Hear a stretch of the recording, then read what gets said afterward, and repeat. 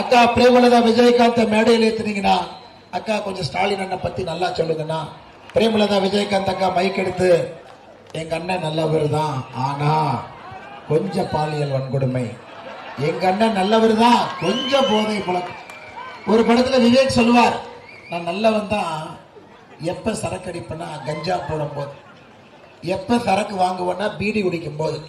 அந்த மாதிரி திராவிட முன்னேற்ற கழகத்தில் இருக்கக்கூடிய எல்லா தவறுகளையும் பிரேமலதாக்கா சொன்னாங்க. அன்னைக்கு தான் தெரிஞ்சது விஜயகாந்த் ஐயாவுடைய ஆவி பிரேமலதாக்கா உடம்புல பூந்திருச்சிருக்கிறது. விஜயகாந்த் ஐயாவுடைய ஆவி பிரேமலதாக்கா உடம்புல பூந்து சேலத்துல சொன்ன பிறகு முதலமைச்சர் சொல்லிட்டாரு, நான் இன்னைக்கு மேடைக்கு வரல, அப்படியே வாக்கிங் போயிட்டு டீயை குடிச்சுக்கிட்டு அப்படியே நான் பிரச்சாரம் பண்ணிட்டு 21ஆம் தேதி 5 மணி வரைக்கும் அப்படியே முடிச்சேன்.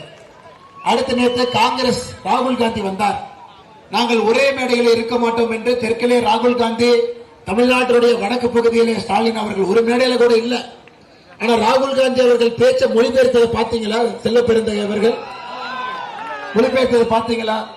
அதை விட மோசமாக ஒரு மொழிபெயர்ப்பு ஒரு கட்சியை என்னோட வாழ்க்கையில் நான் பார்த்தது கிடையாது.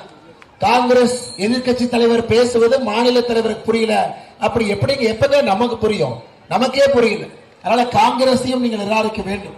கம்யூனிஸ்ட் கட்சியினுடைய மாநில தலைவர் சண்முகம் அவர்கிட்ட போய் கேட்கிறாங்க, அண்ணே ஒரு ஊழல் கட்சியோட கூட்டணி வச்சிருக்கிறீங்களே. அதுக்கு சண்முகம் சொல்றாரு, தம்பி அதெல்லாம் நீ பேசக்கூடாது, பாஜக உள்ள வரக்கூடாதுன்னு தான் கூட்டணி வச்சிருக்கோம், ஆனா திமுக பண்ற ஊழலுக்கு நாங்கள் பொறுப்பேற்க மாட்டோம். அருமை சொந்தங்களே, இது பாத்தீங்கன்னா ஐயா, ஒரு தேங்காயை உடைச்சிங்கன்னா எப்படி சிதறுமோ அதுபோல திராவிட முன்னேற்ற கழகத்தினுடைய கூட்டணி கட்சிகள் எல்லாம், வணக்கம், திராவிட முன்னேற்ற கட்சிகளுடைய கூட்டணி கட்சிகள் எல்லாம்